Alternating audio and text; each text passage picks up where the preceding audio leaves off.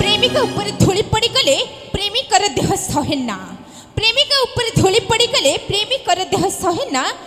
ବାହା ହେବା ପରେ ପ୍ରେମ ସେମାନଙ୍କର ଜମା ରହେ ନା। ଅଭିଆଡ଼ି ବେଳେ ଏଇ ଝିଅମାନେ ଏତେ କଷ୍ଟ କରନ୍ତି।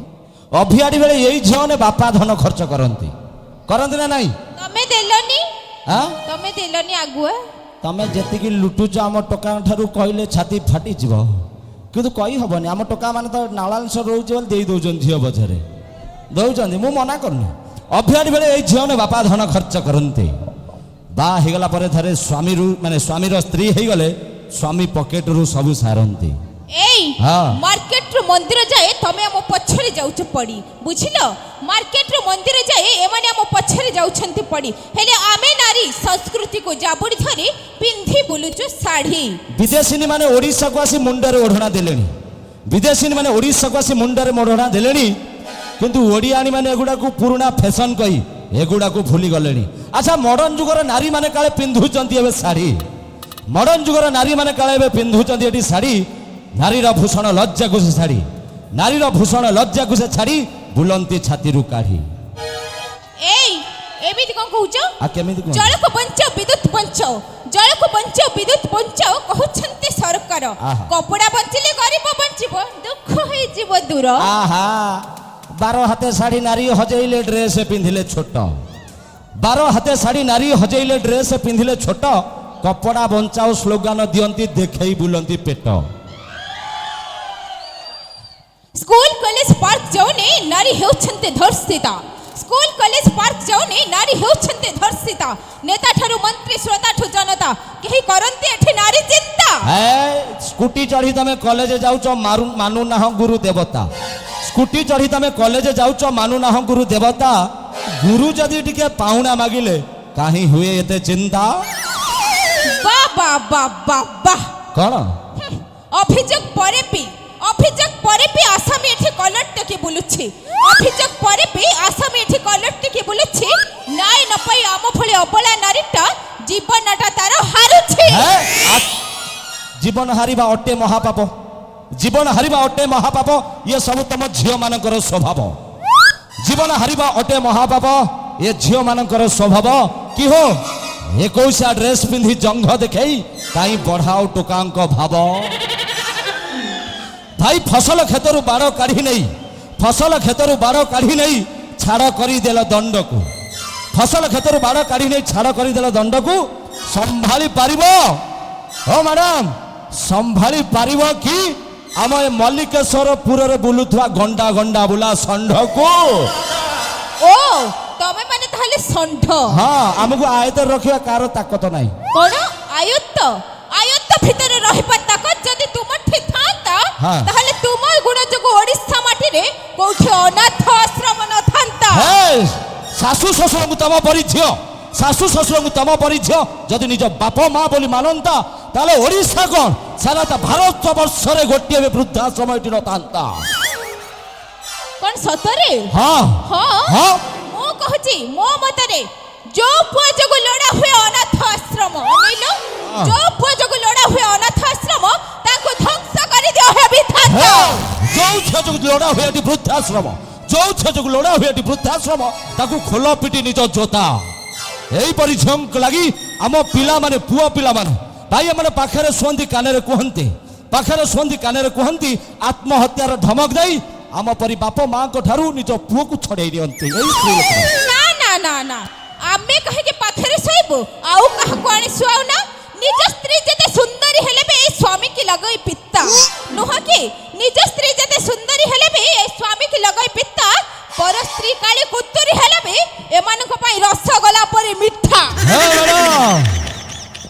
ମନେ ରଖିବ, ତମ ପରି ଝିଅ ମାନଙ୍କ ଲାଗି ଅନେକ ସୁନାର ସଂସାର ଭାଙ୍ଗି ଯାଉଛି।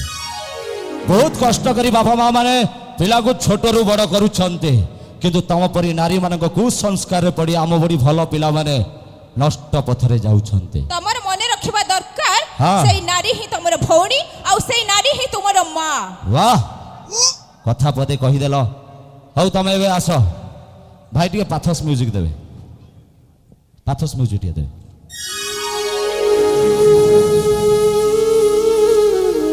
ଭଲ କଥା ବୋଧେ କହିଲେ ଯିବା ପୂର୍ବରୁ ସମସ୍ତେ ଜାଣି ରଖିବା ଉଚିତ ନାରୀ ନାରୀ ବିନା ପୁରୁଷର ଅସ୍ତିତ୍ୱ କିଛି ନାହିଁ। ଥରୁଟିଏ ଚିନ୍ତା କରନ୍ତୁ, ଆମେ ସେଇ ପୁରୁଷ ସେଇ ମଣିଷ ଯେ ମନ୍ଦିରରେ ଦେବୀଙ୍କୁ ସୁନାର ମୁକୁଟ ଦଉ, କିନ୍ତୁ ନାରୀକୁ ସମ୍ମାନ କରିବାର ଗୁଣ ଆମ ପାଖରେ ନଥାଏ। କହିଗଲେ ମ୍ୟାଡାମ ଝିଅ ହଉଛନ୍ତି ଏଠି ଧର୍ଷିତା, ସତ ଧର୍ଷିତା ହଉଛନ୍ତି। ମାନୁଛି ସେମାନେ ହଟ୍ ଡ୍ରେସ୍ ପିନ୍ଧୁଛନ୍ତି, କିନ୍ତୁ 8 ବର୍ଷର ଝିଅ ପରି ସେ କଣ ହଟ୍ ଡ୍ରେସ୍ ପିନ୍ଧିଥିଲା? ଥରୁଟିଏ ଚିନ୍ତା କରନ୍ତୁ ତା ବାପା ମାଙ୍କର ଅବସ୍ଥା କଣ ହେଇଥିବ। ଠିକ ସେ ମଣିଷ ପଡିଆ ଆରେ ତା ଛାତିରୁ ଅମୃତ ବି ଆମେ ମଣିଷ ହଉଛନ୍ତି ସେଇ ନାରୀ ସମାଜକୁ ସାମାନ୍ୟ ଟିକେ ବାରେ ମଣିଷ ବାଦର ଲୀଳା ଖେଳା। ଜନ୍ମ ହବା ପାଇଁ ମା ଦରକାର, ଛୋଟରୁ ବଡ ହବା ପାଇଁ ଯାହାର ଛାତିରୁ ଅମୃତ ଟାଣି ପିଇବା ପାଇଁ ବି ମା ଦରକାର, ସାଙ୍ଗରେ ଖେଳିବା ପାଇଁ ଭଉଣୀ ଦରକାର, ପ୍ରେମ କରିବା ପାଇଁ ପ୍ରେମିକା ଦରକାର, ବାହା ହବା ପାଇଁ ସ୍ତ୍ରୀ ଦରକାର, କିନ୍ତୁ ନାରୀ ଭ୍ରୂଣ ହତ୍ୟା କରିବା ବି ଦରକାର। ଥରୁଟିଏ ଚିନ୍ତା କରନ୍ତୁ, ହେ ସଭ୍ୟ ମା ଭଉଣୀ ମାନେ, ମାନୁଛି ଅନେକ କଥା କହିଛି, କିନ୍ତୁ ସତ କଥା ନାରୀ ପାଇଁ ଦେବାଶିଷର ମୁଣ୍ଡ ସବୁବେଳେ ପାଇଁ ତଳେ। ମୋ ମା ଭଉଣୀଙ୍କ ପାଖରେ ମୋର ନମନୀୟ, ଯଦି ବି ଜାଣତରେ ହଉ କି ଅଜାଣତରେ ହଉ କାହା ମନକୁ ଟିକେ ବି କଷ୍ଟ ଦେଲା ଭଳି କଥାବାର୍ତ୍ତା କରିଥାଏ, ପୁଅ ଭାବି ଭାଇ ଭାବି ଯାହା ବି ଭାବି ପାରିବ, ବଡ଼ ମନ ନେଇ ମୋତେ କ୍ଷମା କରିଦେବେ, ଏତିକି ଅନୁରୋଧ। ଜାଣିନି କେତେ ଦିନ ବଞ୍ଚିବି, କିନ୍ତୁ ଆପଣମାନଙ୍କର ସ୍ନେହ ଶ୍ରଦ୍ଧା ଭଲ ପାଇବା, ଏ ମଲ୍ଲିକେଶ୍ୱର ନାଟ୍ୟ ସଂସଦ ତରଫରୁ ମିଳିଥିବା ପ୍ରେମ ଶ୍ରଦ୍ଧା ଭଲ ପାଇବା ଦେବାଶିଷ ପାଇଁ ଚିର ସ୍ମରଣୀୟ। 29ତମ ନାଟ୍ୟ ସଂସଦର କାର୍ଯ୍ୟକ୍ରମ ଆଜି।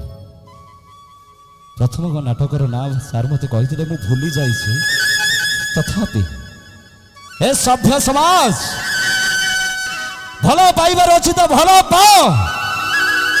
ମନ୍ଦିରରେ ଥିବା ଦେବୀକୁ ନୁହେଁ କି ମନ୍ଦିରରେ ଥିବା ଦେବତାକୁ ନୁହେଁ, ଭଗବାନ ପରା ଏଇ ପୃଷ୍ଠରେ ଦୁଇ ଗୋଟିଏ ଜିଅନ୍ତା ଦେବତା ତିଆରି କରିଛନ୍ତି, ବାପା ମା, ବାରେ ବାୟୁ ପାରେ ପାଣି ମାରେ ମାଟି ଆରେ ଆକାଶ।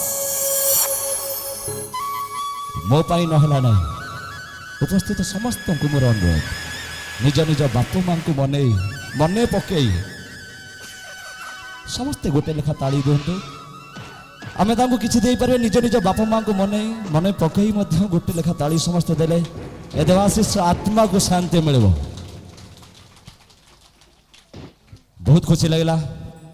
ପୁଣି ଦେଖା ହବ କେବେ କୋଉ ଦିନ ମୁଁ ଜାଣିନି।